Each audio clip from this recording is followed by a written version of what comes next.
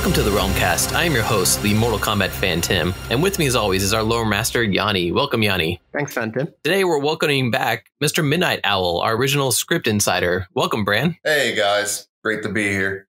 Hey, it's good to have you back. Yeah. Jinx. So, Mr. Midnight Owl, you are kind of infamous now with our show as having brought us the original scripts. Do you want to give us a little background on how that happened and how we got you on the show? Yeah, actually, the few years back, I got access to the 2016 script, and then a year later got access to the 2018 script. So I was kind of hinting out like little bits and pieces without giving out the actual movie, mostly just kind of giving my own insight and how I felt about it, which by the 2018 draft, I was really positive over. I thought they had come a long way. Greg Russo had come a long way with making the plot work. By then, a lot of my videos and posts and stuff had kind of been deleted as I sort of got out of being a YouTuber and kind of moving more into film production that, you just wanted me to go on record and kind of tell everyone during that like dead space when there was no marketing for the movie. So I felt like I did a good job of giving out little pieces without actually spoiling the movie. And hopefully it hyped everyone up to really enjoy the film itself when it released last month. Yeah, that interview actually hyped me up for the movie itself. I was pretty excited to see what we were going to get out of it just from our discussion because, there were so many rumors floating around and nobody knew exactly what was happening with the movie. So that interview just gave me a chance to kind of say, okay, this could actually work and this could actually turn into a good movie. And now we have the movie out and it's done pretty well from what we've seen so far. Yeah, I would agree. I was really surprised even during the pandemic, just how many people really went out there to see the movie. So there's definitely a fan base that was craving this kind of film. Yeah, and it ended up becoming the #1 streamed new release on HBO Max, which is amazing considering that this is kind of an experiment for AT&T, this whole HBO Max and doing the simultaneous releases. So for Mortal Kombat to beat out Godzilla, Wonder Woman 84, and everything else that's come out so far, looks like Mortal Kombat's on top again. See, I'm not actually surprised by that. I was always confused as to the lack of faith put into the Mortal Kombat series, at least as a film franchise. And now we're seeing actual evidence that, hey, it does work. Mm-hmm. I think part of the reason for that was just because martial arts movies haven't been in high demand for a while. So there is that aspect of it. Unfortunately, as much as I hate to say it, Hollywood had cold feet about the idea of having essentially almost an all Asian cast. Mm-hmm. You can't talk about Mortal Kombat without also talking about the fact that you're essentially looking at an all Asian cast. And unfortunately, that's the reality of the situation. I wish it wasn't like that because I want to see more films like this where it doesn't always have to be a white male lead. So it's interesting too. Compared to what we're going to be discussing today, the original scripts had Cole Young being Cole Turner, which is very much a Western name. So yeah, I was fully expecting when I first read the 2016 draft that they were going with that. Mm-hmm. And I was like, no, this is not going to end up well. Yeah. You've even got Louis Tan, actually, who played Cole in the end, speaking out about how you want to see more diversity in these movies and fully Asian cast, et cetera, et cetera. And he speaks out about the troubles of being an Asian actor in this time. Mm-hmm. Yeah. And I was really happy to see Louis Tan get cast for that part.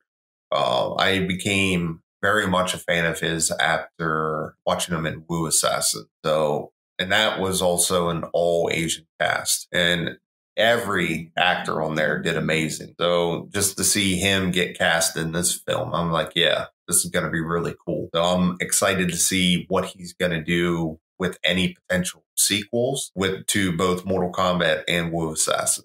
Yeah, I think this is definitely opening up the doors for a lot of these actors because, a lot of them have come from being, slightly known martial artists and stuff. And now people are talking about them. Like their names are getting out there. Like go up to anybody who's seen Mortal Kombat, mention Ludi Lin, and they're probably like, oh yeah, Liu Kang. Like they've kind of represented these characters now on the big screen. So I think there's a promising future for everybody that was involved with this movie. I agree with that. I really it's agree good with to that. see. As Brandon mentioned, you have Lewis Tan in Wu Assassins. You had him in Into the Badlands as well. You have Joe Taslim in Warrior, for example, as well as all the other crazy action movies he's been in. So it's good to see them. Which, by the way, just two things on that. I just started watching Warrior, and I have to say he is fucking amazing in that. Yes. And I'm also really happy that, I got into it, and I'm like, oh, this is really cool. Are there more seasons? And then I looked up and found out it was canceled after season 2. So I was really disappointed. And then here, Warner Brothers bought it up, and they're going to put it on HBO Max, I believe. So it's on HBO Max. I just heard that it was greenlit for another season. Maybe I misheard. Yeah. So I'm really happy with that. So that just shows a good working relationship between Joe Taslim and Warner Brothers. So hopefully he'll get some more seasons out of that. And I think in a way that kind of gives Warner Brothers a pool of potential new actors that they could even bring into Mortal Kombat. There's been talks about some of the other actors on there and how good their performances are, both acting and martial arts, and how they could easily be brought in to Mortal Kombat just because you'd have that good working relationship where everyone knows each other. So since we're talking Mortal Kombat, let's kind of discuss the movie. I mean, Brand, we brought you on today because you've read through 2016, 2018 scripts. I mean, as we've discussed before, but now that the actual movie has released, we can go into detail and kind of compare what we saw in the theaters to what was there in the early drafts. I am very excited for this. I was really excited to actually just get a chance to go through them after that first episode we did with you, because you held back so well and you really got us excited. Obviously, there was a lot of criticism from us too, but I felt that the way you presented it all to us definitely got us hyped for the movie. And now that it's out, I think this is perfect. I'm excited to go through it. Yeah. Well, I think the important thing to mention is when I did that initial episode, the one thing I wasn't going to do is spoil everything, because I think that is the absolute worst thing you can do. Is just go through point by point and just ruin everything. I mean, Warner Brothers did a great job of really keeping the lid on the film itself. Because even I went into the movie and was surprised by some of the things that I watched, because they, during production, they had, made changes to the story. So I was really happy that even I was surprised by some of the things that they did. So I didn't want to do that where you already knew the movie last year, and then now you're just kind of waiting to visually watch it. And there has been people that have attempted to ruin the entire film. And I've always spoken out against that, because the point is, as someone to give out information isn't to just ruin everyone's good time. It's to just speak your piece on it. Hopefully get people excited for it if they're interested in the movie. But ultimately, I want everyone to go to the theater or watch it at home and kind of form their own opinions about it. And yeah, I mean, that was the whole purpose for keeping a lid on it. I just didn't want to disrespect Greg Russo after putting in like 4 years of his life into this film. And then, just have some nobody come out and be like, hey, this is everything that he did. That is just completely disrespectful. So I definitely wanted to wait until, after the movie came out, give people a few good weeks to kind of get a chance to go watch it, and then come out and say, okay, this is the information that I had, and we can kind of talk about how the development of the movie went. Yeah. And so now that the movie's out, everybody kind of has their own opinion. So we don't have to hold anything back. Now we can talk about how this movie's progressed to what we ended up getting on the big screen. So the movie starts out the way that we saw it is in feudal Japan. And, right away we find out that Scorpion has a daughter, and that this daughter was hidden whenever Scorpion and his entire family were massacred. Like this, a couple few plot points like this that it sets up. You got the daughter, and then you also see the marking on Scorpion's forearm, which, indicating there's a little bit more going on to these characters, especially because as soon as we see that marking, Scorpion disappears. Was this opening scene, is this something that was in there from the beginning? Because it's kind of iconic at this point. No, they had something completely different. I think the big thing to get across is for whatever reason, Scorpion as a character wasn't originally in the movie. I was surprised by that to an extent, but no, the original opening scene was a gladiator arena in Rome. Which, that's not expected. yeah, that one. I may have mentioned that before in some of the times I've talked about the film. But 2016 and 2018 drafts were essentially the same scene. 2018 is just more subdued. Like they really toned down the grandness of it, because the 2016 draft was a gladiator coliseum. So they wanted like thousands of extras. You know, you have it looks straight out of Ridley Scott's Gladiator. You have the Emperor of Rome watching this battle, and even Raiden shows up. Whereas the 2018 script, it was meant to be like a little gladiator pit in the middle of nowhere, and it's a private match for the Emperor of Rome, kind of present Raiden, a fighter. And it ties more into one of the plots that they kind of discuss in the movie. I just don't think they went as full bore as what the scripts did. Brandon mentions it looks like it's from Gladiator. You literally have the Emperor in the 2016 script doing the whole thumb down and everything.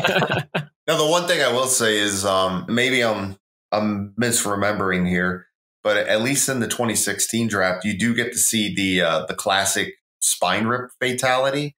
And they actually do it in a logical and ingenious way. Essentially, the underdog gladiator, he ends up taking a sword and cuts this guy's head so deep that basically he grabs the guy's head and just pulls the head and spine right off. Oh, and so cool. It was meant to be very, very bloody. And why I didn't like the gladiator scene itself, I thought that at least that part of it really sets up the idea of just how gory the film was going to be.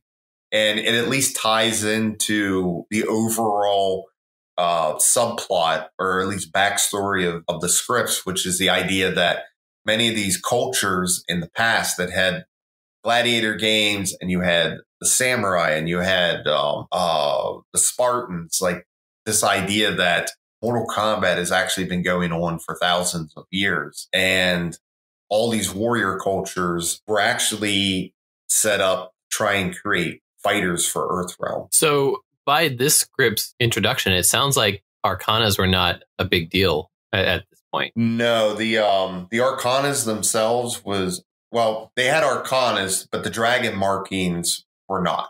Okay. That was morphed out of the idea of a medallion. Between the two, personally, I actually did like the medallion better because it made more sense within what they were trying to do. But I understand why they changed it, because it's something that now you have to physically represent on you at all times, rather than something that they can hide with a costume. Like, I don't even think I remember seeing Sub-Zero's dragon marking. I think Greg Rousseau confirmed it was on his butt cheek. But the medallion idea actually is reminiscent of the old comics, actually. So, I mean, I didn't mind it as much. Was that the second series they did?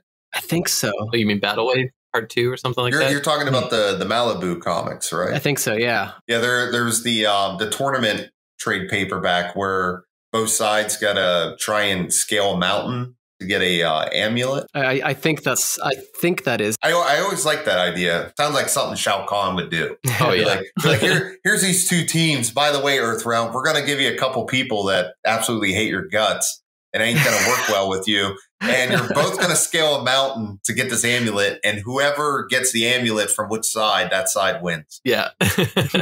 Totally fair. Oh, by the way, we're also going to be hunting you at the same time. I was like, yeah, this definitely sounds like a really cool, like, Shao Kahn move. Doesn't break the Elder Gods rules at all.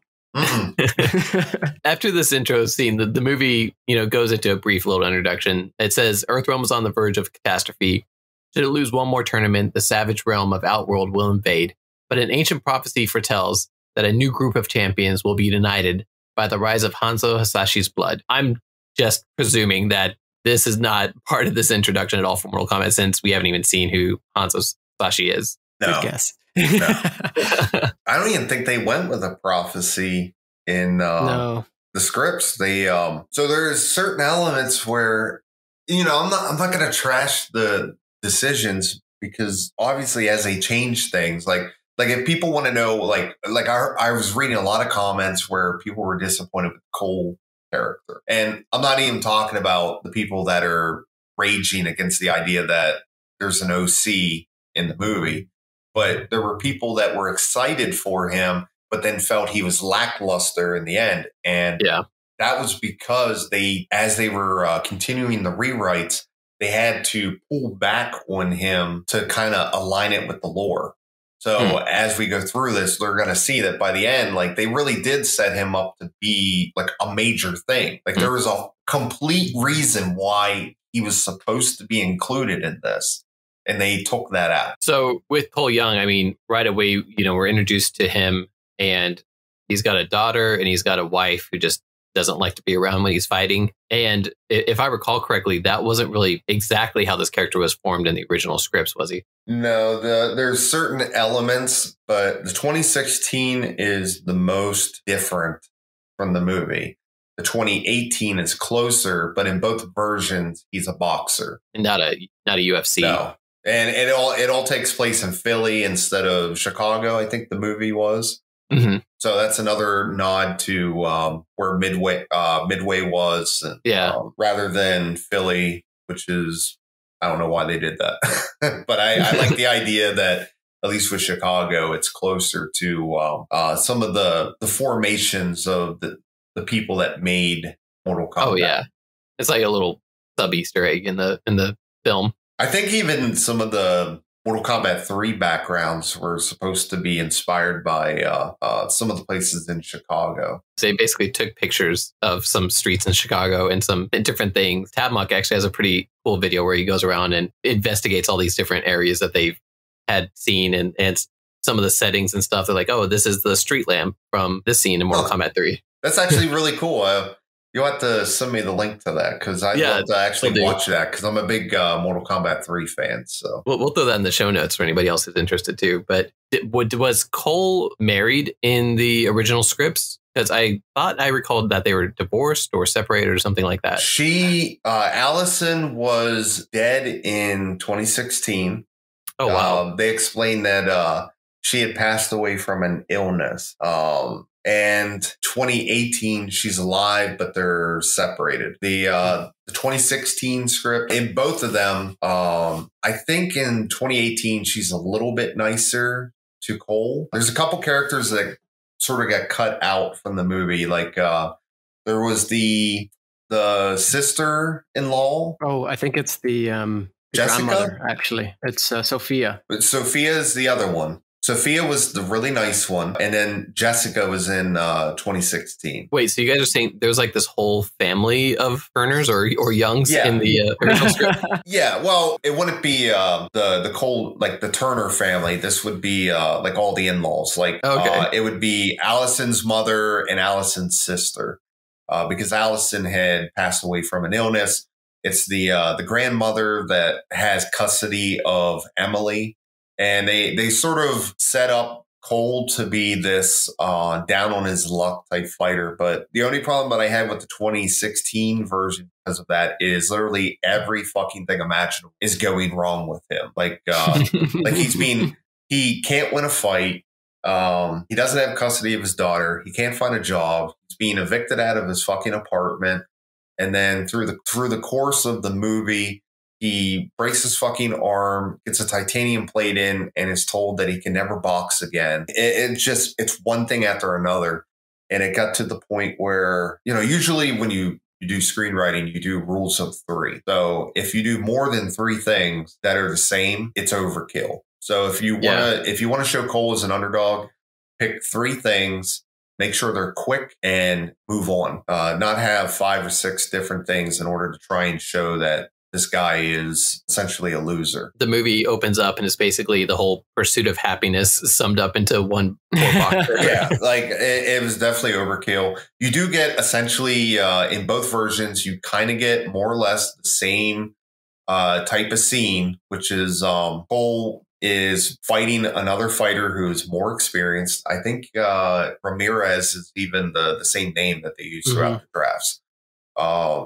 But yeah, he gets his ass kicked. He's paid like next to nothing. Emily is there being his coach.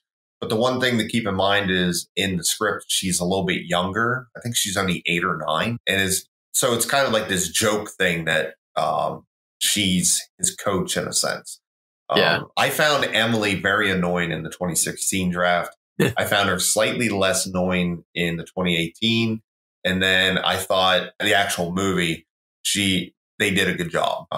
2016 draft was like Steven Spielberg levels of annoying child character. I mean, yeah, like as we get into it, you're going to see some stuff which is just like, what? How old is she? Why is she here? Like she's mentioning like the dark web, and she's actually the one that's. I am so fucking glad that they cut that stuff out. I mean, no disrespect to Greg Russo, but I can understand when Todd said that they were having issues finding like the right elements to make it work. Because he did say like, yeah, we did a bunch of drafts because, you know, we wanted to keep working it until we felt it was right. And I think what we saw in the movie was right compared to the script. I mean, I can at least say that much and, you know, I'm guilty of it too from like my point of view of writing is sometimes you write something and you go, yeah, that just doesn't work.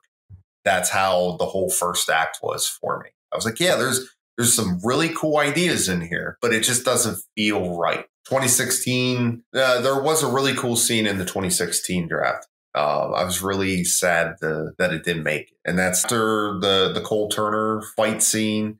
We get a couple scenes with Cole's life where you get to see him dropping off his daughter, get the setups of the other characters, Sophia and Jessica.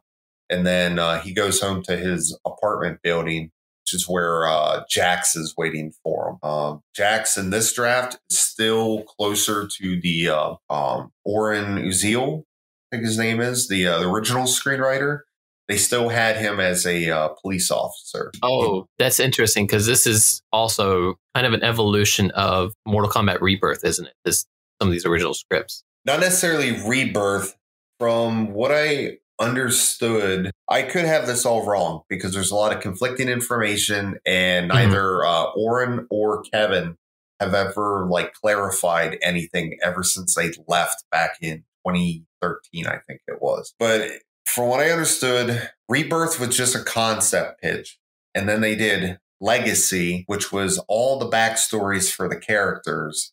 So then Oren Uziel, who wrote Legacy, wrote a movie where Legacy would be like the prologue to. So you would see all these backstories and then they would all come together in the movie. And then the movie stalled. So they did a sequel series with Legacy 2. The actual tournament. Yeah. Well, the other thing too is that's not the original tournament because even Liu Kang, when he runs into Shang Tsung, they basically explain that there's a tournament like 10 years ago because he says that the last time we met, I tore your head off. Yes. And here's the neat thing about that is they in Legacy 2, that's when Johnny Cage finally appears. So what I'm wondering is, was Johnny Cage not in the original movie, movie script? And was Legacy 2, was that written to be a sequel to the script that they wrote? So they were kind of like weaving in and out of these timelines where everything was interconnected. Now, we'll never know that until the original screenplay does actually get released. But I'm kind of finding certain things interesting with the idea that there was an original character, I think, since the very beginning. And there's the possibility that Johnny Cage was never in any draft. Johnny was in Legacy Season 1, though. Yes, he was, but he never went to the tournament. They explain yes, in Legacy 2 that he was ignoring Raiden and Shang Tsung because he thought they were actually voices in his head. He thought he was hallucinating. Yeah. So I found that interesting. That I was like, I wonder if he like missed a tournament because he's like, nah, I'm just gonna keep drinking, bud. I'm gonna keep making movies. And his life keeps getting worse. And maybe that kind of explains why there's an age difference, is that you saw him at one age and then it's like 10 years later, you find him a little bit older. So I find that interesting. Yeah, could be the origins of why we didn't get Johnny at first, yeah. Because this was written a long time before the whole, we didn't want Johnny Cage to be the star of this movie. That's the reasoning we've been given. I do know that the movie itself is way different than what Ornuziel originally wrote. Just based on the couple screenshots that they showed, they definitely showed Jax and Cabal having an interaction, and there was more with Scorpion and Sub-Zero. So Scorpion was in the original draft. So it's kind of weird that, they went from one draft to another and he kind of got lost in translation, and then they kind of brought him back again. So there's definitely a lot of back and forth with the 5 different writers that have worked on this. So going back to the 2016 script and the actual movie that we received. Yeah. So you said police officer Jax, shows up and kind of helps out Cole Young. Was it in the same way that we saw in the actual movie where he shows up to help him with Sub-Zero, or is it less climatic? Turns up as he does in the movie to basically check on him at his fight. Yeah, the 2018 version was like that. That's where they were starting to cut out some of the scenes out of the first act, because the first act was just going too long. But the 2016 draft, he shows up at Cole's apartment. So there would have been, I think, two more scenes in between the fight and when Jax appears. So that was one of the big differences as they were slimming down the first act. And Jax is more of an asshole in the 2016 draft. Like, I actually liked him very much in the 2016 draft when he's introduced, because Cole is essentially not wanting to play along with Jax. And Jax just sounds like a crazy guy. Like, there's people coming for you. We got to go. And Cole's just asking questions. And I think at one point they explained that like Jax is getting irritated. So he's like cracking his neck, and they explained like the dude is just fucking massive. Like a massive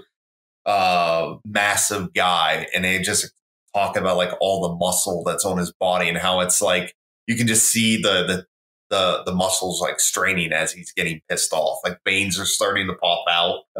And he's just like, we don't have time for this bullshit, and just grabs Cole and just like picks him up and rips him out the door with him. I like that. I like that a lot. And this actually gets into the scene that I really, really loved in the 2016 draft, was Jax throws him into a fucking SUV. And there's 2 of them, and you see like he actually has like it's almost like SWAT members. So there's all these cops out there fully decked out in armor with guns, and they're jumping into these 2 SUVs, and it's like an armored convoy. And they're driving out of the city onto a bridge, and that's when they do like the snow is falling, and Cole looks at the thermometer in the SUV, and it actually starts like counting down, and then it starts getting like really ridiculous. Like it goes below 32, and it's, they remark like it's July, and it's just counting down. Ice is forming on the windows. And then they do an entire scene where Sub-Zero attacks his convoy without you ever seeing Sub-Zero. Like there's I think like a whiteout. They can't see, and then they finally see the vehicle in front of them completely iced over, and they ram this thing so fast it just shatters. And then a giant icicle comes through the front windshield, kills one of the soldiers, and then Jax actually sees his arms start freezing to the steering wheel. Oh, gross! Yeah, so you kind of get the same thing. Like he ends up telling Cole, like, find Sonya Blade. She's in Lancaster, and kicks him out of this moving vehicle. This is where it got like really ridiculous. He kicks him out of this vehicle, which Cole ends up falling off of this bridge. And then that's when Jax like breaks his arms off the steering wheel, and then the truck flips. And just to explain here, like how different the script is, each of the two drafts has a after credits ending. In this one, you would find out at the very, very end that Jax lived, and he actually has the cybernetic arms. You see someone like in the shadows, like punching a punching bag, and then when he turns, comes into the light, it's Jax, and he has the cybernetic arms. That's going to be the biggest difference with the 2016 draft is Jax doesn't come back, which is something that I loved in the movie and the 2018 drafts was how they actually worked them in, made his story work, and I was really happy that they put more of him in. But I'm starting to get ahead of myself here. I was happy to see the way they handled Jax actually as well, because looking back at the older versions of the script, yes, it made more sense, I guess, with what we know of Jax in terms of the original Mortal Kombat timeline, where he comes in at Mortal Kombat 2. And so, like, saving him for the possible sequel might have made sense. But I don't know. I feel like the way they handled it this time actually fit quite well. We definitely kind of got nice guy Jax in the newest movie, I think. You know, especially hearing how he was written in this early script, it makes me realize it more. You know, Jax isn't the badass guy. He's, you know, I mean, he's still badass in his own way, but he's pretty nice. He's like, hey, Cole, how are you doing? He's a nice come badass, with me? not a yeah. Like he sacrifices himself for Cole rather than I'm going to kick this guy's ass. Mm-hmm. Yeah, I thought they handled him quite nicely in the movie. Like it was nice getting like that different version of him, because every adaptation has handled him a different way. You had serious Jax in the '95 movie. You had comical Jax in Annihilation. Legacy was angry Jax. You know, you had Michael Jai White just being like, fuck protocol. Oh, I love Michael Jai White, though. I can hear him saying that in my head. Yeah, like it was great. Like I definitely enjoyed Michael Jai White's version of him, but I'm also happy with the movie. I like that version as well. The one thing that I did prefer, I suppose, about Jax in the older scripts is how he got his arms. I myself wasn't a fan of him of his arcana being his arms, you know, like firstly, the little arms, the little chicken wing arms were quite funny. But I don't believe that should have been his arcana. I believe that he should have just gotten some tech, as he should have done. And then maybe the ground pound, the energy wave, etc. should have been his actual arcana. And in the original scripts, you have him getting his arms through actual tech, it seems like. Mm-hmm. Yeah, because I mean, we can cover that later, but I'm pretty sure even the 2018 draft, they didn't do the Arcana thing. He just has metal arms grafted onto.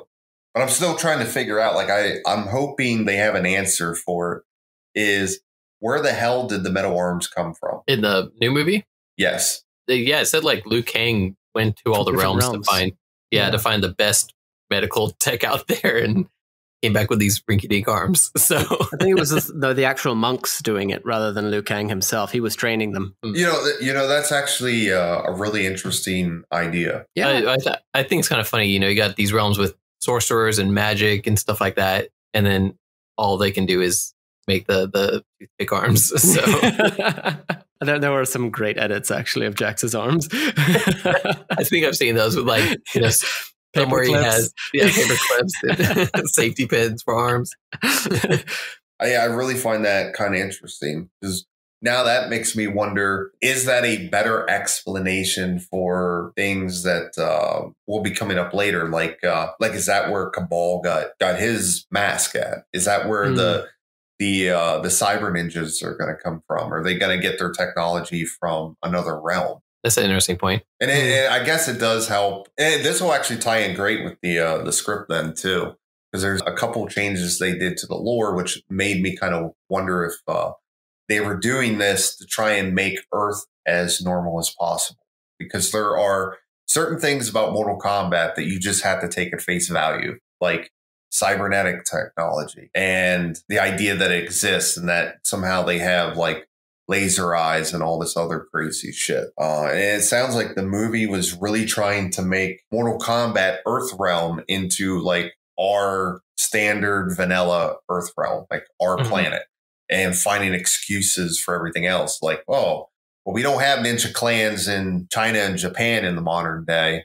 They're actually from 1600, and we just found ways to bring them into the present. So that would be interesting, actually. I myself would hope for it to be as accurate as possible to the original lore, obviously. So I would prefer that Earthrealm does have that specific sort of technology itself. That's why I myself was disappointed with the way Jax got his arms. maybe, it definitely does help make the movie have its own feel. I don't know. I'm kind of on the fence about it. I think it's a neat idea if they want to go with that. And it definitely makes it feel different than Legacy, where they have this whole idea that basically everything cybernetic in the games actually comes from one place, which is I think it was like the Army's Cyber Initiative or whatever it was called. Well, it was a Lin Kuei cyber initiative, but it was also through technology supplied by the Black Dragon. Like, I really like that idea where they kind of have like one logical explanation for that level of technology. Just right here it is. One different thing about the scripts with how related to Jax really is in the movie that we finally got. Jax is basically disarmed by Sub-Zero as Jax saves Cole and his family. Now, in this instance, Sub-Zero appears in the city, causing like hailstorms and such. Whereas in the 2018 version of the script, you have him actually killing Allison instead. Yes. The 2018 draft, it was Allison lived in the suburbs. So when he shows up, that's when Sub-Zero appears. Well, he makes Allison wreck her car, and then she's trapped in the car, and Sub-Zero appears, freezes her solid. And I really wish this was in here, because it was like, holy shit, are you really giving Cole a good reason to fight Sub-Zero? Yeah, really. But he basically shatters her like completely. So she's reaching out to him, and he's trying to like basically reach her to pull her out of the car. And then he's just like steps in, starts freezing her. And then they actually explain that Sub-Zero looks into Cole's eyes, kind of like the way he does in the movie with Jax. Like it explains he wants Cole to know what he's about to do.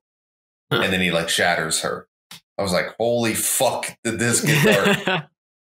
So I like that. And that is actually the whole freezing and shattering Allison is something that was brought over from the 2016 draft where another character got killed. But we'll cover that when we get to it. But yeah, for right now, you had the 2016 draft. Allison was already dead, but they had it where Cole, after he fell out of the bridge, wakes up in the hospital weeks later and finds out that now he has a titanium plate in his arm. His arm got completely fucked up. And like second-rate Jax. Yeah. And it's basically explained his fighting career is over. And then they go from there to where his daughter's living with grandmother Sophia, Jessica. And that's where he has her log onto the internet, onto the dark web. And they find this website that Sonya Blade runs that has all this information on the tournament. And then they're able to get an address and go to her farm. So you just forget a very important part about the website, though. It had the Mortal Kombat theme.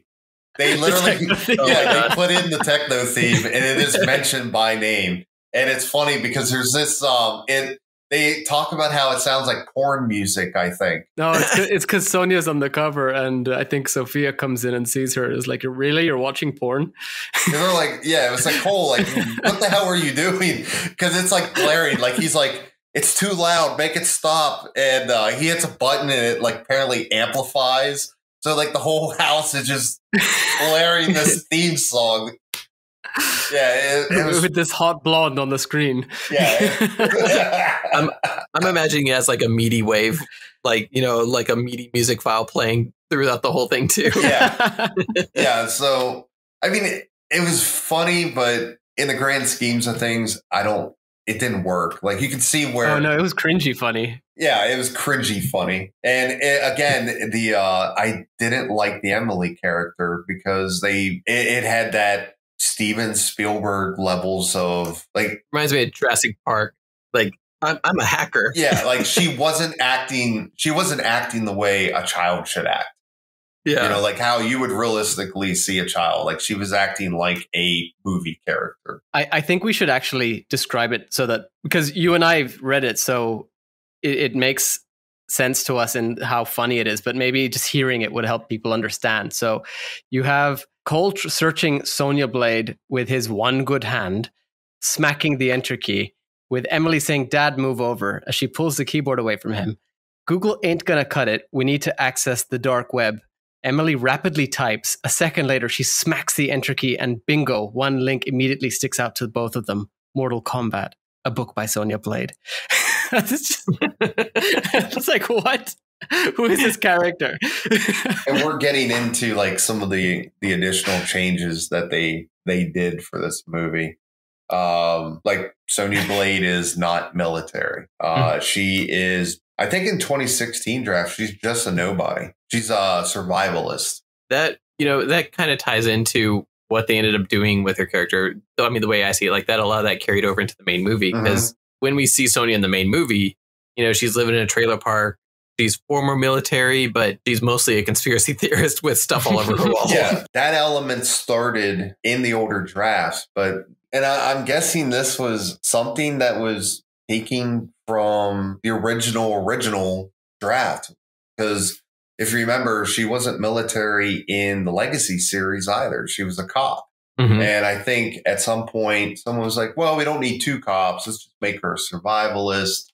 And the 2016 draft, I mean, there's so many bad ideas. And I can imagine, like, honestly, I can imagine Greg Russo coming in, looking at the script and having like a brain aneurysm.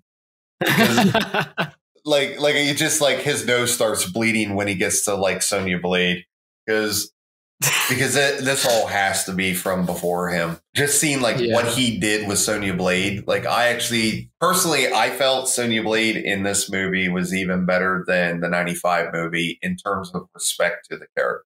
Yep, I agree. I don't think Phantom does though. Well, my whole point with I've made this point before to people online is, the 95 movie, she starts out as an asshole throughout the entire movie, just to be an asshole. Like there's nothing military about that role. There's nothing serious about that role. She's just an asshole. And then at the Act 3, she turns into a princess character, like the damsel in distress. Yeah, like Shanks, and they could have still done this, but she breaks character because Shang Tsung literally puts her arm behind her back and pulls her hair, and she starts screaming like she's helpless. And you're really telling me Sonya Blade would just be like, oh no, someone has me in an arm lock and is pulling my hair. I've never trained for this in my entire life. I'm doomed.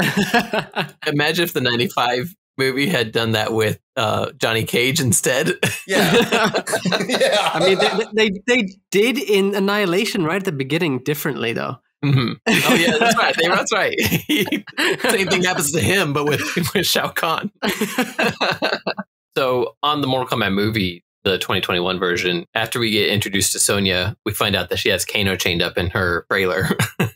So is this how Kano is introduced in the earlier scripts also? Not chained up. Yeah, because I remember saying Kano was more of a good guy, like a protagonist along, like to help along the journey. Yeah, I would say he's about the same as what he is in the movie. They just don't have him chained up. Like he still has that kind of. In fact, I would say he's a little bit more antagonistic in the script. Oh, really? Like, he's just more of an asshole. Like he actually attacks Cole in both scripts. It's not Sonya, it's Kano. And I mean, Kano, as you've mentioned before, is still the comic relief of this script, though. Yes. Yes. I think it's in both scripts. The one thing that they only touched upon just slightly, it was the idea that he draws, and they really played that up in the scripts. And there was some funny moments with it that I wish they had kept, because it does play into some of the scenes his later. Character. Yeah, like it made him really interesting, I thought. And I was like, okay, that's a really cool detail that he's, demented and likes to draw his victims and stuff. And that was the big thing is he loves to draw, but he also loves to draw like all the people he kills. And I think he even explains that in his book. Like he doesn't make a joke like, oh, it's for a Kano comic book. He literally explains that he just loves to draw, and he has an entire sketchbook of everyone that he's killed. Oh my gosh. Correct me if I'm wrong, Yanni, but I always feel like during that scene where Cole asks about like you really draw like that book's really filled with all the drawings of your victims. He's like, oh no, this is the third volume. You're like, I don't remember that. I feel like there is a line in one of the drafts where somehow he alludes to the idea that this isn't the only book. Like he's done it before. Like there's like other completed volumes, but I must have missed that. Maybe I'm just making it up. It sounds like something that would be said, but one thing that I do like about Kano, though, with the whole Cole, Sonya, and Kano sort of interaction, is as Sonya's filling in Cole in the 2016 script, she pulls up a monitor which has different names on the screen of past and now deceased or missing combatants who had a medallion. And on this list are a few names. Now, one name who I guess won't really make much of a difference for the Mortal Kombat universe is Ryu Hoshi. But you have Li Mei, deceased from China. You have Nightwolf, deceased, 37, but his name is Chief Robert for some reason. I was going to say is they gave him his first name as being Robert. I was like, yeah, what? But one thing that's interesting as well is you have Curtis Stryker, unknown, before Kano explains that actually no, he's dead. I that's where I got my medallion from. He's like he's at a landfill in Rio. Yeah. Oh my gosh. So poor Stryker. But you can see where they took that idea where they had like lists of names and shit, and how that got turned into the billboard of all these different items, photographs. Way better. Yeah, I thought the way they did in the movie was so much better. That was a really cool idea where you really got to know your Mortal Kombat lore to pick up on every little thing. Sorry, correct me if I'm wrong this time. Isn't it explained in one version of the scripts that Kano went searching for Sonya because he saw that she had a medallion or something? No, because she doesn't have a medallion at all. Sorry, no, but not the medallion. Sorry, the website. Maybe. Now you're getting me guessing. And it's so weird to like go back through these scripts and try and remember which draft is which. I think in the 2016 draft, he was hired because they don't talk about the Black Dragon in this. They don't talk about really. They don't have any organizations in the screenplays. Like even Sub-Zero isn't even connected to the Lin Kuei, which is why before I'd said about. The first time I came on the show, I said, yeah, it's not in here, but it doesn't really take away from it. But I'm really glad that they did add it back in. Yeah, I can't remember if it's in here or not. I guess they do kind of allude to it because it says here after they fight Reptile, he said, I wasn't expecting this shit to be real. I only showed up because I thought there'd be fighting, or I was told there'd be fighting. And well, I got a thing for blondes. How were the jokes in these earlier scripts compared to what we ended up getting? I mean, because Kano, he became the standout star of the movie in his own way because everybody loved the way that the jokes were written. Did it have that same kind of humor to it in the earlier drafts? Yeah. There was actually a lot more joking and banter between Cole, Kano, and Sonya. In fact, I thought that was what really made it stand out, was just how interesting the dialogue was between the three. So with them, I wouldn't say that the movie was better or worse. I'd say it's different. The movie does have some really good lines in it. So in that sense, I'd say the movie ended up being better. I think Josh Larson did an amazing job with his improv.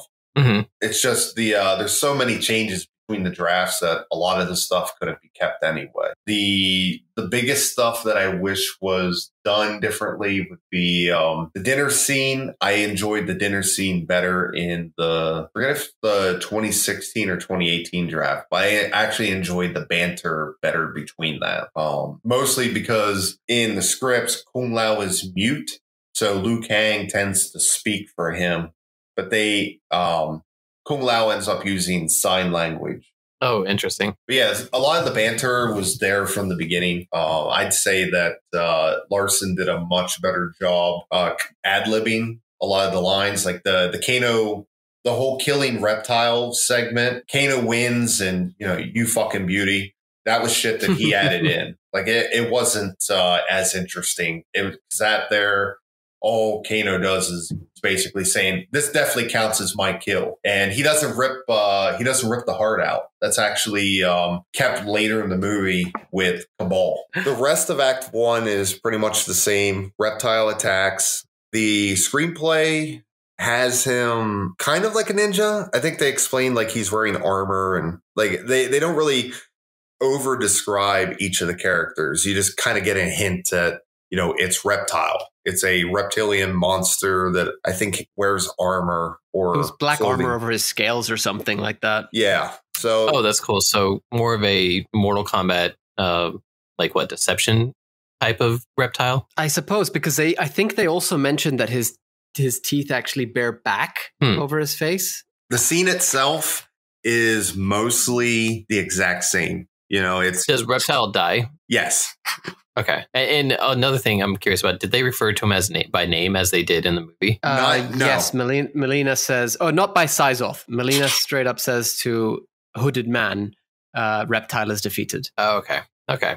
So it could be any at that point. I would say Reptile is specifically known as Reptile in the Mortal Kombat universe. I don't think that a Saurian being called Reptile could be any Saurian, in my opinion, not within this series. If they say the Reptile, I would get that.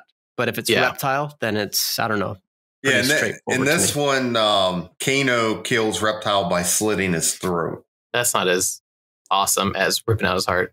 It says here in the 2016 draft, it says it blinks off its invisibility to reveal Reptile, a two-legged creature comprised of reptilian DNA, black scaled skin under dark green armor, two yellow eyes above a retractable mouth filled with razor-sharp teeth, a demon born in the depths of hell, followed by Kano saying, "What the fuck?"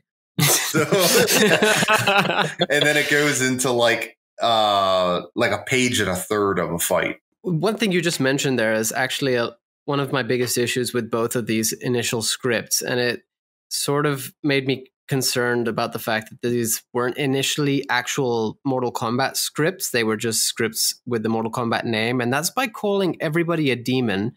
I mean, everyone, literally all the villains are called demons. But then on top of that, as you just said, a demon from hell, right? So are they from Outworld or are they from the Netherrealm at this point? It's Outworld. It's just more descriptive text. I think one of the things they were really trying to set up, and this goes back into the original lore, was the idea that Outworld itself wasn't like a functioning world in a sense. In fact, Shao Kahn was more demonic. Shang Tsung was more demonic. He was actually a demon. And a lot of the original lore was supposed to be like, it's this really dark, fucked up world before they even got to the idea of like an afterlife, like the Netherrealm. Because I think even in the original lore, Scorpion was in hell. And you saw them kind of combine that where they referred to it as the Netherrealm and they also referred to it as hell. I think they said, how did it go with Raiden explaining Scorpion in the movie? He said he was in hell, the deepest reaches of the Netherrealm. But the Scorpion is from there. That's why. And I think in the movie itself, too, they kind of use Netherrealm and hell interchangeably. I think Scorpion says, "You tried sending me to hell for the fires to consume me," or something like that. And yeah, I think it's kind of an interchangeable term. I mean, that's been an interchangeable term even within the game series itself. Yeah, but the Netherrealm itself didn't actually exist until 96. believe his Ultimate MK3 with Melina's ending, MK3, where they were starting to set up MK4, because that's when they started to actually expand and create the Nether Realm itself. Before that, it was Hell, it was the Afterlife, shit like that. Like Tobias kind of had sort of like very loose language on what that was. So the Nether Realm itself didn't really come to be officially until Melina's Ultimate MK3 ending, and then that kind of went into Mortal Kombat Mythology Sub-Zero and Mortal Kombat 4, because they had finally gotten to that chapter where they could develop it further. But I still find it very interesting that they're using some of the language of the original games, where they're kind of combining that sort of lore.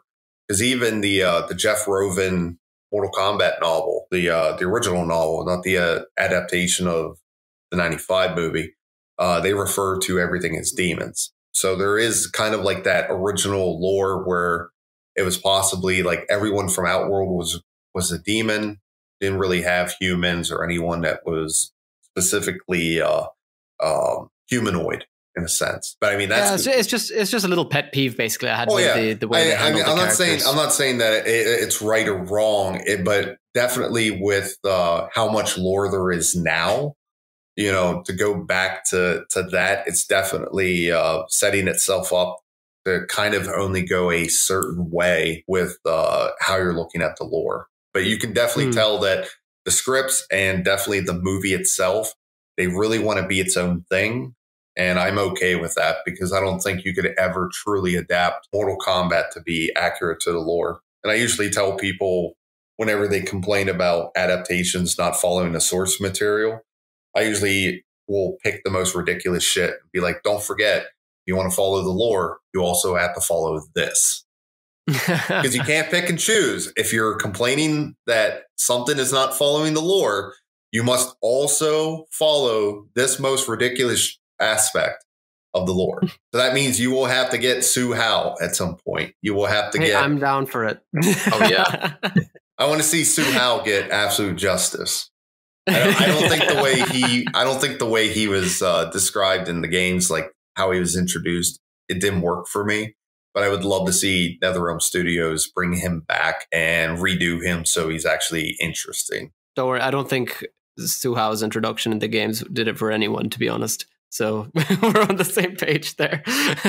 But then after they kill Reptile, you more or less get the same thing across all the scripts. Kano basically knows where Raiden's temple is, and they go there by cargo plane. And it's always the same thing. Like, Kano has contacts. And that's basically the ending of Act 1 in the movie is, you know, they jump on the cargo plane and head to Raiden's temple. But the interesting part, you mentioned this a little bit on our script leaking episode, is I'm assuming what comes next from the cargo plane as they're parachuting out. Yeah, is that yes. Yeah, go ahead. That's the scene with Rain. Now, the big difference is they don't airdrop into China during the day or evening, I think it was. It's done at night, and it's starting to storm out. So when they parachute down to China, it's like pitch black out, and then that's when Rain's attacking them. And it's honestly a really cool fight scene. I like the fight scene.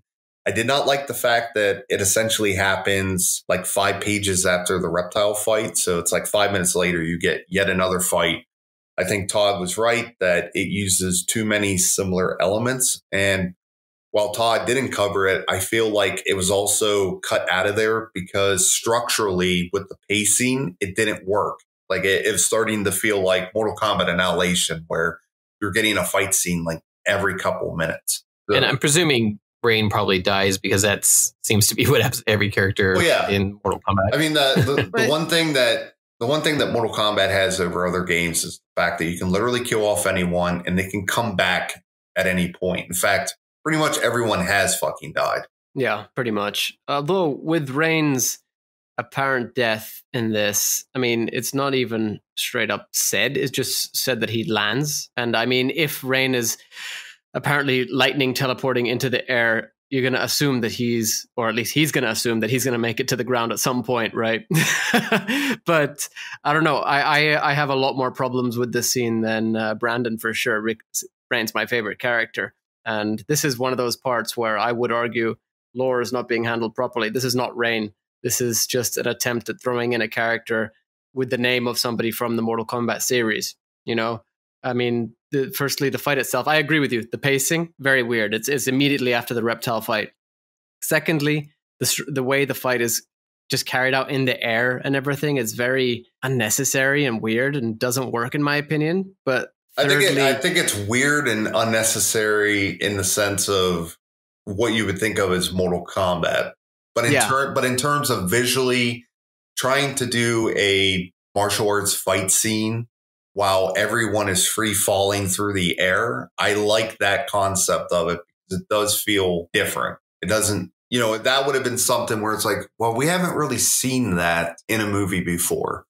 I will say that we've seen plenty of like action scenes where people are free falling. Like there's Eraser and Shoot 'em Up, and probably even in one of the Iron Man movies, I think had that. But in terms of a martial arts fight, and especially for something that's Mortal Kombat, we haven't seen that before. So I think that would have been the only cool part of it, is how they were handling this fight scene where essentially you're free falling.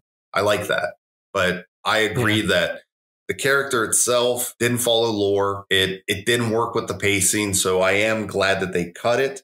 And it definitely feels like it's a holdover from one of the previous drafts. Like everything in this, I mean, it states that this is a revised screenplay by Greg Russo. It doesn't state that he actually wrote the screenplay. So we're dealing with a lot of shit that he was handed. Yeah, and said, trying to change it all. Yeah, so it's the 2018 draft where you see where it's screenplay by Greg Russo, and the elements actually work better because he was able to start over in a sense. But you can tell like there were certain demands, like you have to keep this story, you have to keep the Cole character, you have to keep all these different story beats.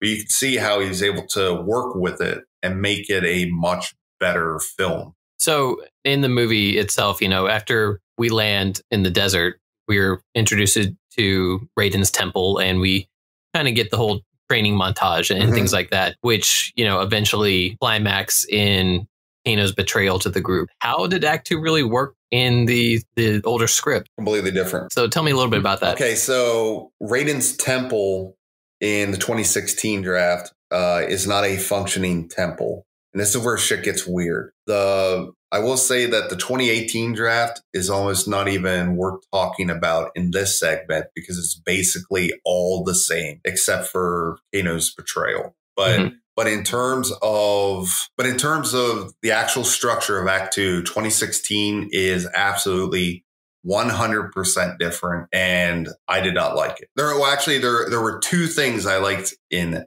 Essentially, once they airdrop, they get lost. You have the Kano Sonya fight over the GPS. Then a young kid shows up and explains that he can take them to Raiden's temple. So they go to Raiden's temple, and it's just this abandoned ruin. And when they're inside, they actually see like a painted mural that shows like Raiden the way we know him, like straight from the games, like lightning shooting out, and he's like on a battlefield, looks all badass. And they ask the child, like, what happened to this place? And he essentially says something along the lines of, you know, people stopped believing. You know, this used to be a temple dedicated to Raiden, and then over the centuries, people stopped believing. During this is when Sub-Zero shows up, and it's really quick. I think it's maybe a half page, but he starts breaking down doors and trying to get to them. So it's this really quick chase sequence with Sub-Zero coming after them. And they end up going through a portal, and they go into this other world. So I really like the chase sequence. I wish it was longer.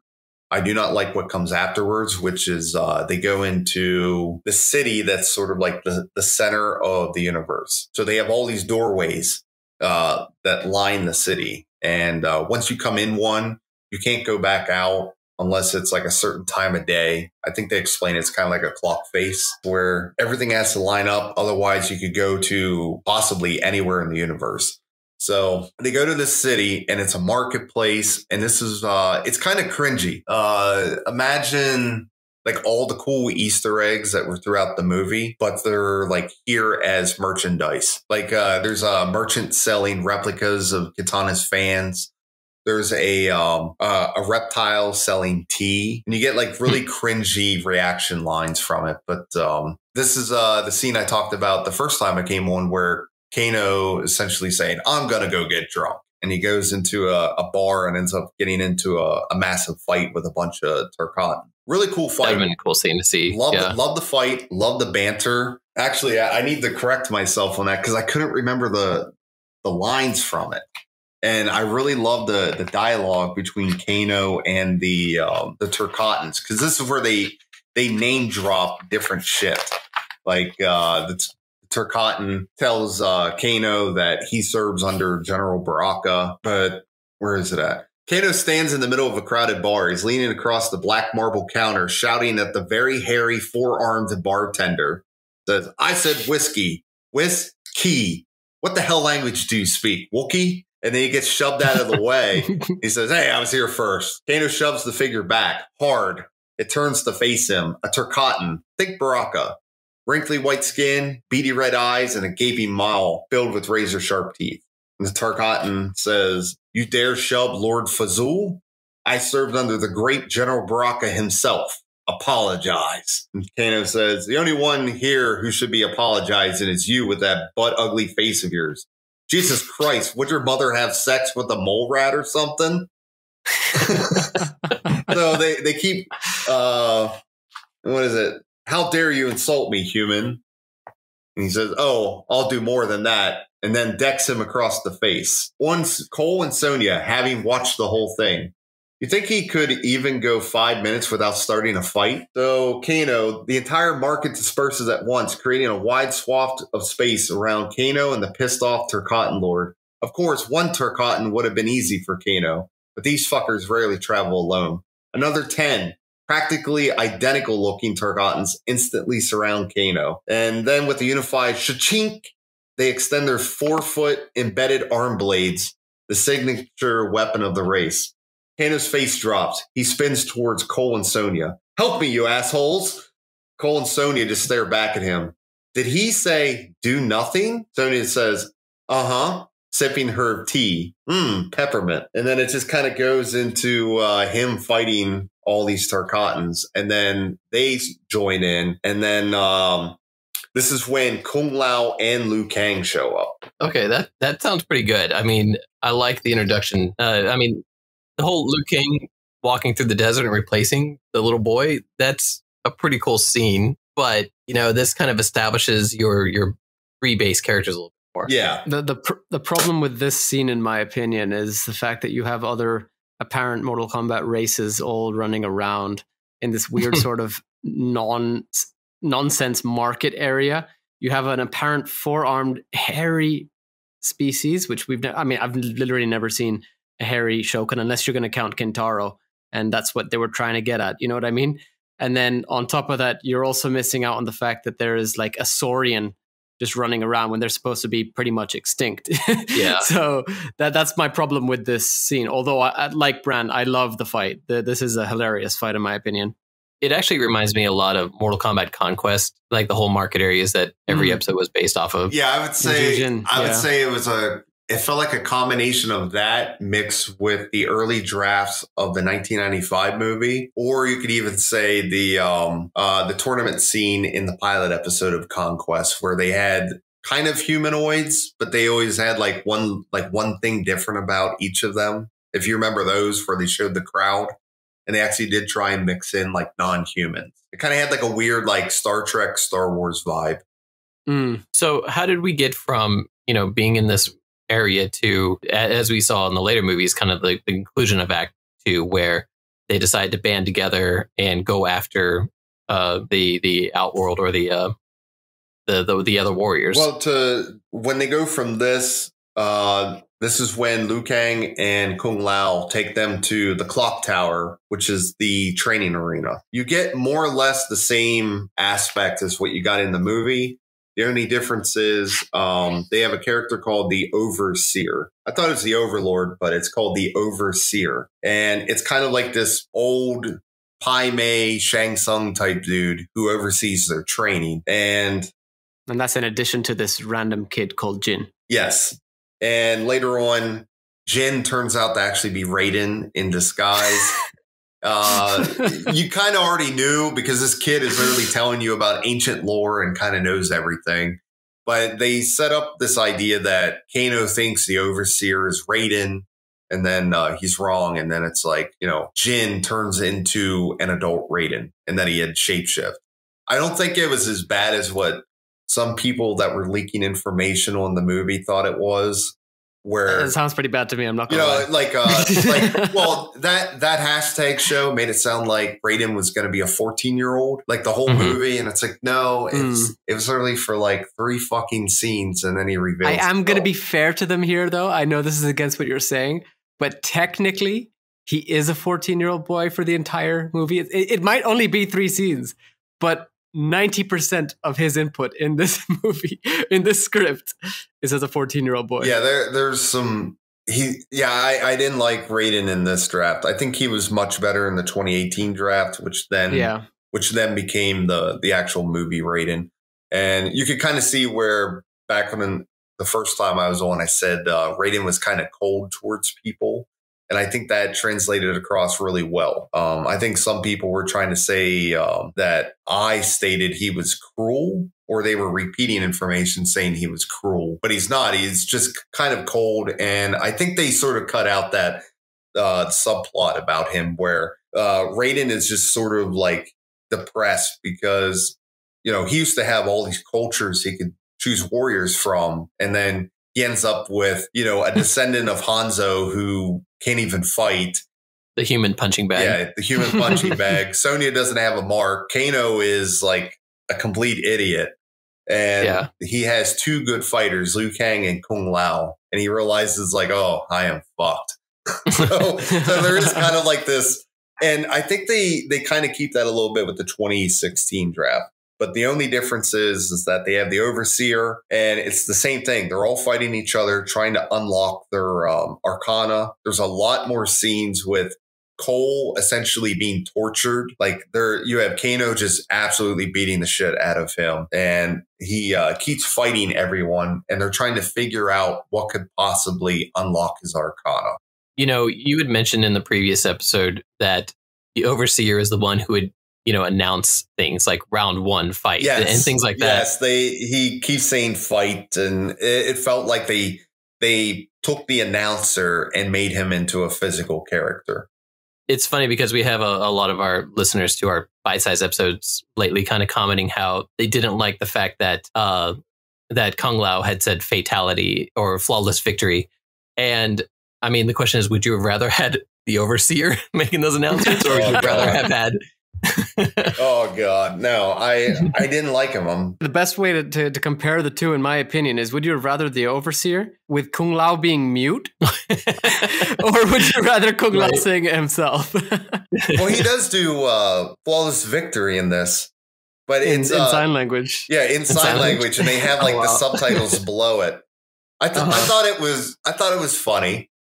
That he's like signing flawless victory. Like, it almost reminds me of Diary of the Dead with George Romero's movie, where the deaf mute Amish guy shows up and kills all these zombies, and he has a little chalkboard, and he's like writing his name out to introduce himself. Like it's like so out there that you have to like take a step back and go, "What? Did I just see that?"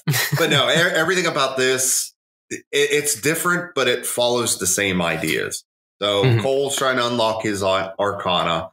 Liu Kang and Kung Lao are able to get Kano to get his eye laser, which in this, I think his eye is actually more destroyed. It's described more as like an empty socket. Like Reptile actually rips out his eye, which you can tell the way the movie's going that they kept the eye in because they allowed Sonya to kill him in quotation marks, but really it's just setting up for him to get his eye plate. Like, I'm pretty sure Kano's coming back with an eye plate. So Yeah, I don't think anyone needs to. No one needs to worry about it.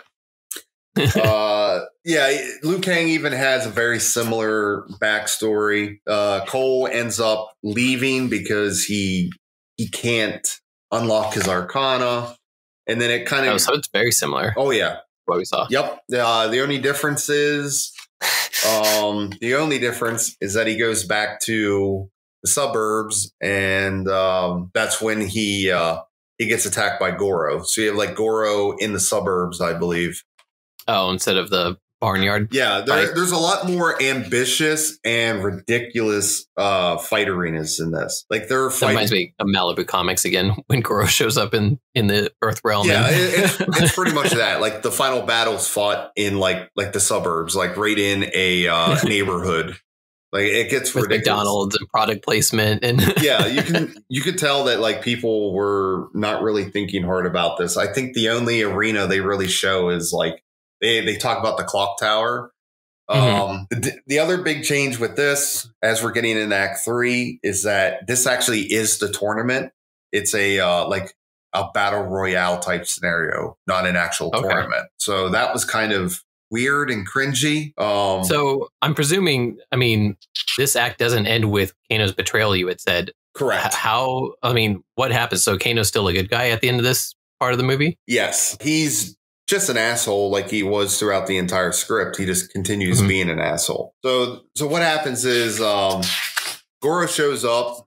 I believe it is. Yeah, it's in the suburbs. Raiden still doesn't reveal himself yet. He comes as Jin. So Yanni was right. It's later on that he becomes like the full-fledged Raiden. Literally pretty much the final like scenes of the movie, almost just with a couple of fights. He just like reveals his entire full power, and it was like,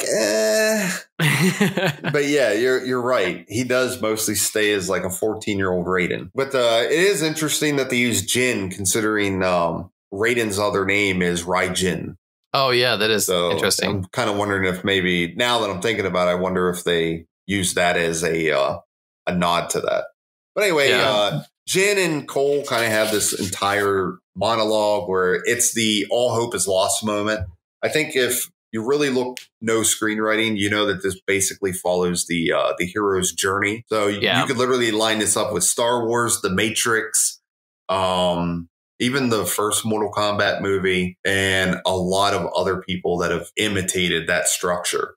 So this is the all hope is lost moment, where he's basically giving up. And then Goro does attack, but not right away, I believe. It's the that's when the marketplace and the clock tower are attacked by all of the Outworld fighters. Because Shang Tsung basically says, I know it's early, but we're just gonna start now. You know, like he just doesn't care. But that's where you get Cabal, you get Natara, Draman is a character that was cut out, but Draman was originally one of the fighters, and Rico. And one important thing to note here is that Reiko is described as having white glowing eyes. Yes. In this variation. Yes, so he is. Going into Act 3, do we see Kung Lao die? Yes, he dies differently in the 2016 draft. He dies exactly the same in the 2018 draft, where Shang Tsung steals his soul.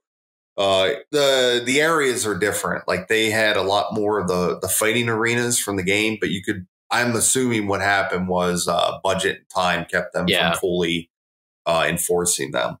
But the 2016 draft does not have any fighting arenas. It's all the Louvre. It's a swamp, the Scottish Highlands, the suburbs. Like it's a lot of like really weird locations where it sounds like somebody wanted a vacation. Yeah, I said about that the first episode. I'm like, when you read this, you're going to be like, Jesus Christ, someone really wanted to go on vacation. But yeah, it's a lot of the same stuff that you saw from the movie, just out of order. So, for example, the 2016 has the most changes. So I believe it's Liu Kang. Liu Kang kills Reiko. Cabal is killed by Kano, and then the Kano's death is the same between both drafts, just different. Sorry, this is all happening in Act 3 now, or is this still part of Act 2? This is all Act 3. Like it goes immediately right after Cole has his all hope is lost moment. It goes straight into like making things even worse. Like now Outworld is attacking all the fighters and they're all over the place. And Cole is still like back at home, like oblivious. Crying that he can't do anything. At least in the 2016 version of the script, hasn't he made it back at this point? No. Is he not in the marketplace with everyone? Wait a second. Doesn't Kano fight? It's Kano and Cole fight together. Yeah, against, they fight Cabal. They fight Cabal. That's right. Yes. You are right. I apologize. That's cool. Just making sure that we get it accurate. It's been a while. Like you told me to call you out. I'm doing it. Yes, I do want you to. I want you to make sure that I'm not missing shit. Like I mentioned before we came on air, started recording, that it's confusing. It gets confusing to try and keep track of everything that's in these drafts and then compare it to the movie. Yeah. Because there's a lot of similarities, but then there's so many differences. The one fight that I thought was really cool was the clock tower fight, which I assume the clock tower was based around the bell tower. I believe in one of the versions of that, it actually did have a clock face. I think it was the original version, or was it one of the later games added a clock face in the background? When you said it, that's how I imagined it, like just from the name of it. But regardless, that's what I got was. It was kind of like the bell tower. So it's like, speaking of the arenas, they had some really weird ones, like the Louvre, a swamp. Yeah, but from this that's where you can kind of see with the 2018 draft where they started adding in the other arenas. Like even in the movie when Liu Kang fights Cabal. In the script, that was originally described as the living forest, and they even fully described the fact that there were trees with like haunting looking faces in them. Like that was in the 2018 draft. I would have loved that. The pit. Yeah, really. The pit was fully described. And when Jax fights Rico in the 2018 script, because that's one of the big changes now is you have Jax in the final battle. They have a full fight on the bridge. And when Jax crushes his head, his body goes over the side and gets impaled on the spikes. So I know should have been in the final version. And I'm wondering, and again, I'm wondering if it was just a matter of time or budget. Maybe it does exist and they just cut it out for time. We don't know. And we'll know eventually if they ever do an extended cut of this. We'll be able to find out more. But it sounds like, I hope so. It sounds like some things were cut for time. Sounds like they may not have filmed everything due to the budget. I mean, the 2018 drafts has a additional scene with Goro in it earlier in the film, which they obviously didn't film because Shang Tsung in the movie addresses Goro like he's meeting him for the first time, which is in Act 3, whereas this would have been in the second act, and it was a warrior going up against Goro to get the dragon mark on their side. So it showed like they had their own elimination matches to find the best warriors. And of course, Shang explains to the warrior that Goro has won like 998 matches. So the warrior goes like I think he goes into like a cave or something. And then you just hear a lot of pummeling. You hear like a scream, some tearing, and then like the whole upper half of the warrior is thrown out of this cave. It just sounds like something Goro needed. Yeah. But at the same time, it still makes him just into the monster rather than like. And unfortunately, that's something that even the games have kind of embraced over the years. I think of like Shaolin Monks, where even that whole intro, he's just a monster. Like You think Goro's a jobber? Is that what you're saying? I think even the games have reduced him to being a jobber. I think they have in the reboot era. I do agree. It's unfortunate because I always saw Goro as like a really complex character. And I think he could be even more complex when you really try and delve into the Shokin society. But again, when you're looking at a 150-minute movie, you're not going to get that. There's no way to. I mean, even in the 95 movie, they had to make cuts on the characters just to give you all the scenes with Shang Tsung and Goro. I mean, that's one reason why you didn't have any backstory with all three ninjas. And you just got like little morsels of like Sonya barely had any character development. Liu Kang had the most because he's the main character. Kitana was a background character. So there's so many like cuts that they had to do to the story, to what we know of it, just to really make everything fit within that, what was that, 110 minutes. So anyway. One big change that I'm not sure if we mentioned exactly what happens with Kung Lao. Brandon, you mentioned that Kung Lao dies the same way in the 2018 version of the script, but did you mention that in the 2016 it is actually Sub-Zero? Who I did not yet. Shatters him? Yes, and that's where the Allison fatality in the 2018 draft comes from. They salvaged it from that scene. Now, prior to this, I will say that Kung Lao kills Natara. It's more or less the same kind of fight, though I think it's more described where she's attacking him from the shadows inside the clock tower, and he actually throws this hat in the ground and it starts spinning, and he's listening for her. And the way I got it, let me see. Yeah. So it is the way I mentioned it before. He essentially does like his throw move, like from the original games. It says Natara bursts out of the smoke without opening his eyes. Kung Lao jumps and grabs her by the shoulders, slamming her straight down into the whirling hat. Blood sprays as the hat severs through the better part of her face. But you essentially had the same kill throughout all the drafts into the movie. So that's one that stayed the same. That's cool. I think that's much better than, Cowboy riding her into the hat. I think Drummond is lit on fire by Liu Kang.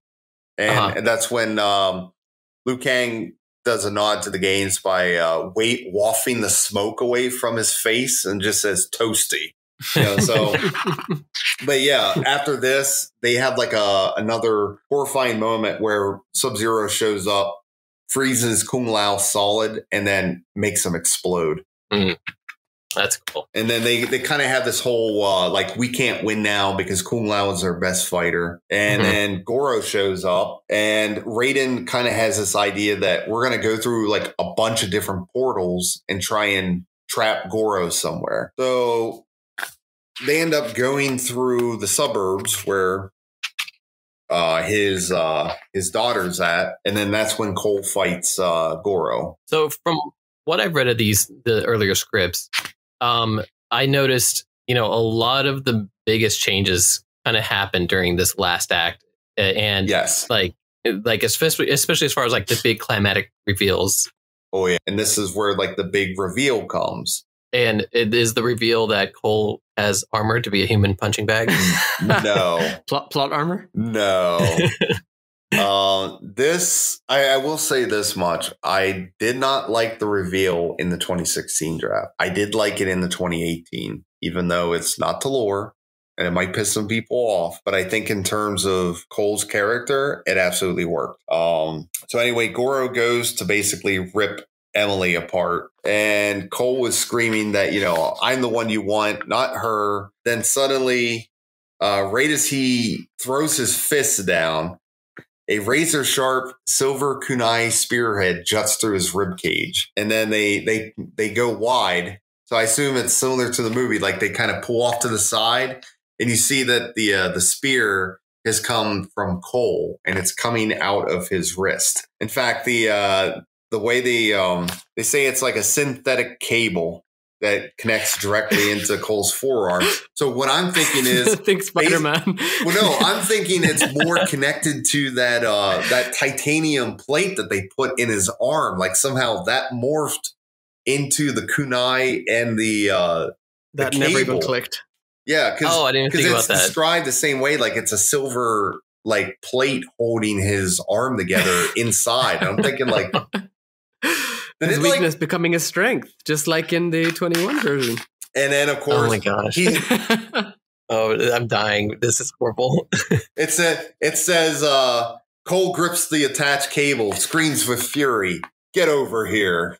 No, rips Goro's heart from his body. But yeah, it explains here. It says that Emily stares in awe at the hero standing before her. No longer Cole Turner, Scorpion. So I read that and was like, what the fuck? But wait. How old was Emily in this version of the script again? I think she was 8 or 9. All right, what does she say next? Holy shit. So, no. And again, I'm not trying to trying to mock Greg Russo here because I don't think all this was actually his. And, but this, how it was written didn't work for me. But this is like the end of it. He gets his special powers within like the very climax. So Goro is saved for the end of the movie. He kills Goro, and then Melina and Sub-Zero show up, and you get basically this giant battle. Cops show up, and then like Raiden and Shang Tsung kind of cordon off the area with magical energy so that no one can interfere with the final battle. And it's this mass brawl, and you essentially get you get Cole Turner as Scorpion fighting Sub-Zero in the final match. And it's a lot of the same shit. Like Cole Turner ends up breathing fire on Sub-Zero and killing him. Sonya kills Melina, same way. And the one thing Sonya gets the Arcana differently in this. Yes. In this, I guess we did skip that over. Melina kills Kano in the original scripts. She throws a sai through his back, and it like takes his heart out. So he lets a lot of hearts in this. Yeah, in this it's Mortal Kombat. So he doesn't die though. He actually tells Sonya to kill him so that she can get the medallion because it'll officially be hers. So she actually stabs Kano in the heart and kills him. As she kills him, Sonya smiles, tears forming in her eyes. Yes. Oh my gosh. Yeah. Besties at this point in the movie. Yeah. And you now again, like I read this, did not like it, but the 2018 draft did it better. And even though they did the same thing, like Melina mortally injures Kano, Sonya is upset that she has to kill Kano. I took this whole thing to be like, wow, they're doing all this because I bet in the sequel, Shang Tsung is going to resurrect Kano and he'll be like indebted to him or he's a slave under his power. And then he's going to kill someone that Sonya cares about. And then now it's going to be like, they're going to set up the whole treachery and she's going to go after him as an enemy. And that's how cybernetics in his chest and in his eye. Yeah, Sounds like. In fact, with like the whole hole in his chest, I'm like, Jesus, that's just like the MK11 Kano with the glowing chest plate. So I was like, oh, okay, this is all connecting together. So that was one of the reasons the first time I came on, I wasn't as like pissed off as I think other people were in terms of like reading the scripts and getting pissed off at it because I'm like, okay, they have a plan for this shit. Yeah, you can see where it's going. Tell. The one thing I'm disappointed with is they kept the Goro fight the same as more or less what it was in the movie, except again, Cole throws the spear, tells him get over here, and actually like I think tears off his head in that one. Is that what it is, Yanni? Tears off his head? I think he just says get over here and pulls him over, and I think that what is it? I think that's just what kills him. Maybe like tears his heart out afterwards. He tears his heart out, I think. Yeah. Yes, here it is. Pulls the spear back, ripping Goro's heart from his body. And that was in the 2018 draft. So, but in this, you find out that Cole Turner or Cole Marino, as it is in the 2018 draft. In the 2018 draft, he is the son of Scorpion, not Scorpion itself.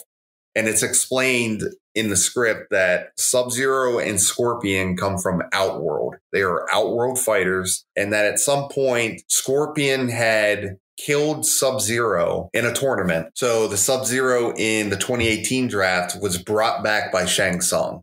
And so we're already starting to see like how the script evolved into incorporating more lore as much as they could. I mean, you could, there's still so much studio meddling, it seems though. Well, the biggest part that they changed from this that was apparent in every single draft, other than this part about Scorpion coming to Earthrealm, starting a new family. And then at some point he realizes that Outworld is going to hunt him down and try and come after his family.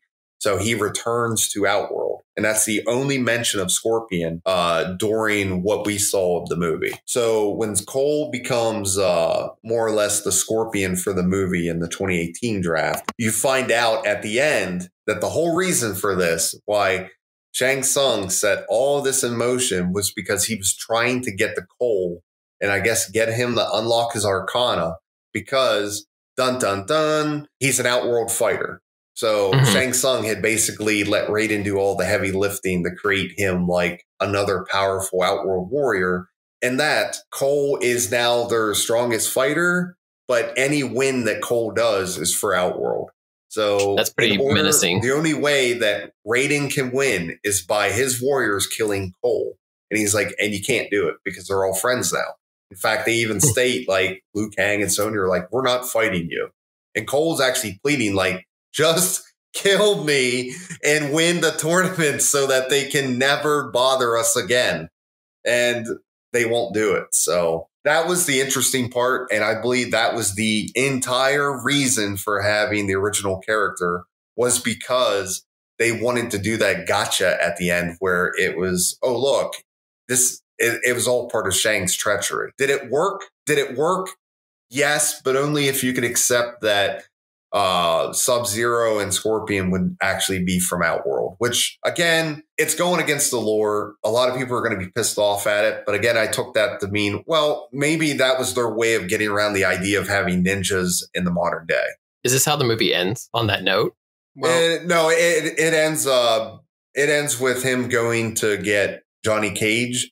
Now, in the 2018 draft, they actually roll up to the front gates of the movie studio and tell a guard that they're looking for Johnny Cage. So that could have easily been put into the movie. I just think that maybe they just wanted to do it the other way, because it still had the scene with Raiden saying you need to seek out new fighters. But the only difference is instead of Cole Young talking to the bookie about going to Hollywood, it was him and Emily in a car driving up to the studio gates. And then there was a after credit scene in the 2018 draft where Shang Tsung is talking to someone and hands this person a medallion and basically says, your son has joined sides with Earthrealm. Deal with him.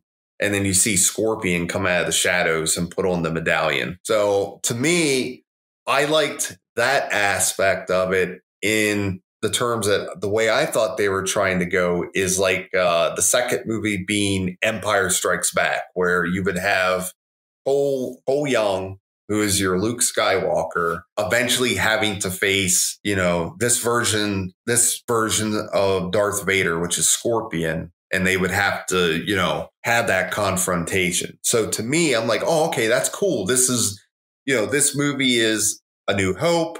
The next one will be Empire Strikes Back, where, you start to see more characters get killed. Shit's getting worse. And then the third movie would be possibly Cole getting his father, Scorpion, to come over to the good side and they defeat the Emperor, that kind of stuff. The problem with this is that they've literally just shot themselves in the foot with this kind of script, as they straight up said that Cole cannot represent Earthrealm. So if that's the case, what is Cole's role? To assemble champions and then to kill his father?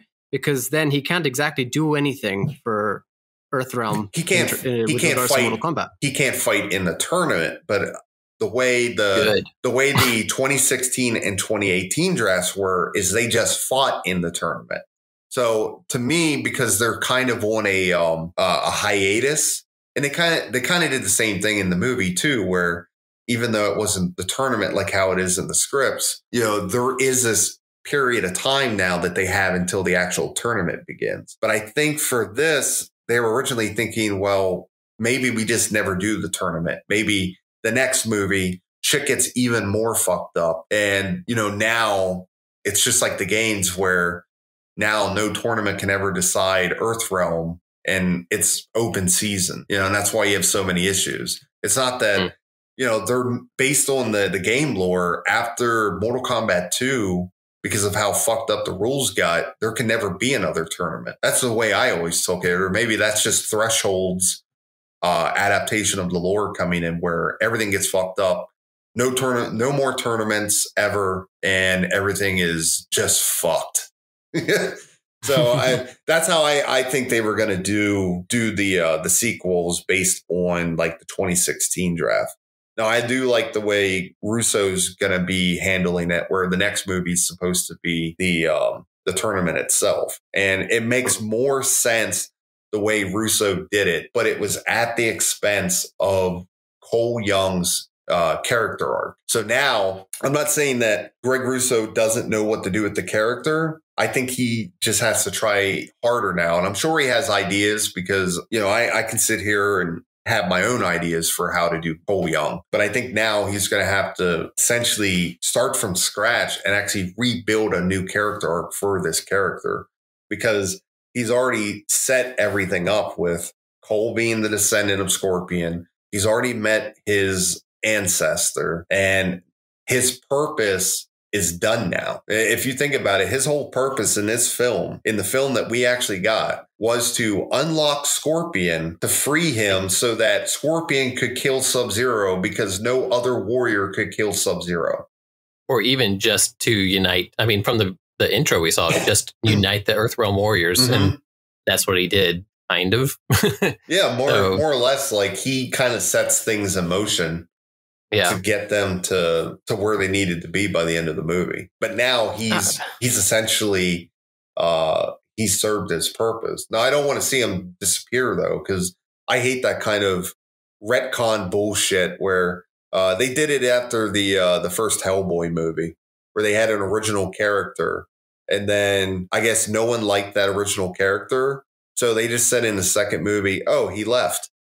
It's like, fuck that. If you're... I don't see them doing that, though. Not with Cole. Like, I believe that the way that they've handled this, and Greg Russo has straight up said that Cole was something the studio wanted rather than himself. I don't see them getting rid of him. I believe that Greg Russo is now going to have more, if, in the light of a possible sequel, I believe that Greg Russo is going to have more freedom to handle the story and the characters as he sees fit. And I think that Cole might be able to grow more as a result of that, alongside other combatants. I think that you will see Cole weave in and out of these films. Like, I honestly believe that he will have a whole new purpose, but I think eventually his story won't be as important as Liu Kang or Sonya Blade or any of those like main combatants.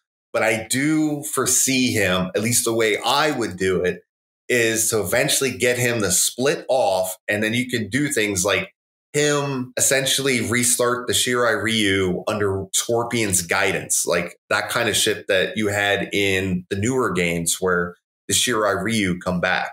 I can easily see that happen, where Scorpion trains Cole to be like, look, I'm going to train you in my ways so that the Shirai Ryu can live on, and then maybe see him start a whole new clan of Shirai Ryu. I mean, the only way Cole gets interesting now is, now that he is definitely a descendant of Scorpion, is to get him to be trained in the kunai. Well, even better yet, I mean, make him like you keep the character around, but make him a red herring. Kind of like they did in the original scripts. Make him end up having to join the bad guys, and I think that could bring some kind of more interest into him. Maybe for his daughter's sake or something like that. If they're going to keep him, which, he's a good actor. He's a great martial artist. Why not tie him into the story somehow? But I think Greg Russo is so focused on bringing back the lore into the movies and into the series that I think we are going to get, with a sequel, we would get more of a lore-based movie if the studio gives him more range to do what he wants. I'd say the only thing that you'll probably not see is the second movie will be the tournament, but I don't think I just don't see him getting to Mortal Kombat 2, the events of the second game. I do see them wanting to up the ante after that, because I can't see like 2 tournament films back to back unless they go the way of the Malibu comics, like we mentioned a while back, and it becomes more like a contest between both sides. I would see more like the next 2 films being more remakes of the 95 film and Annihilation. I think that would be a more logical step, where you have this prologue origin film that we just got. Then you have the tournament. And then the third film is the Earthrealm invasion arc. And then you can finally bring in Shao Kahn as like the third movie bad guy, and hopefully do that entire story arc right. And then hopefully in between, we're going to get some spin-off projects, maybe a TV series.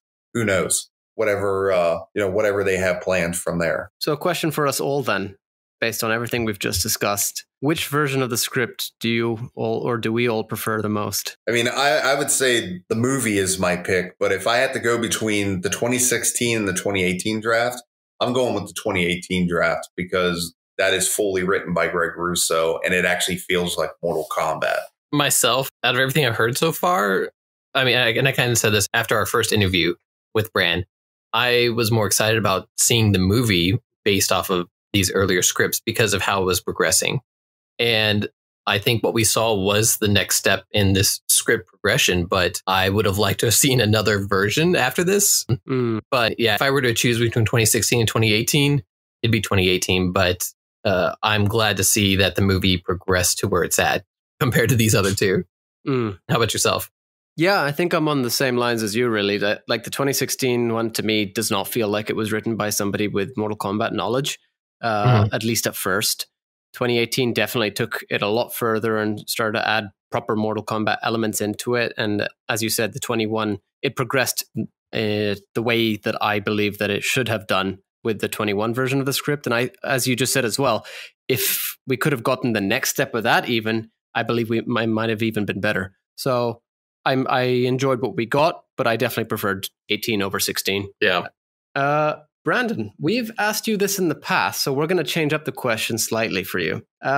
Which was your favorite finisher in the movie? In the movie, I would say, God, there's some really good ones in there. I would have to say that I absolutely liked Jax's head smash. I thought that looked so beautiful in how it was done. And the close second has to be the Sub-Zero arm freeze, and then he basically just pushes him off a cliff. like it felt so perfect to me. But yeah, the arm smash was probably the best one, I thought. And Bran, before we let you go, can you let our listeners know where they can find you? I am currently on Twitter at Midnight Owl, so definitely follow me. I am a filmmaker and screenwriter, so I have projects that are coming up, some of which I can't talk about, but I do have some shorts that I'm working on the side, and I usually keep talking about Mortal Kombat. So yeah, you can find me on Twitter.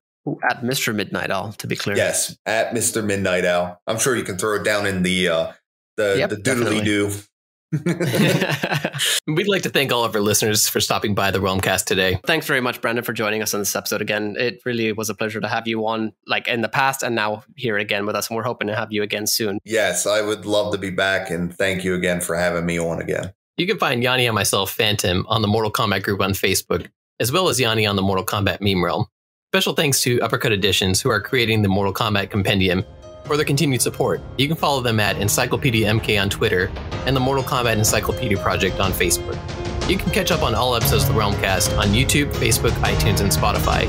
And you can also find our bite-sized episodes on YouTube. Thank you, everybody. Join us again.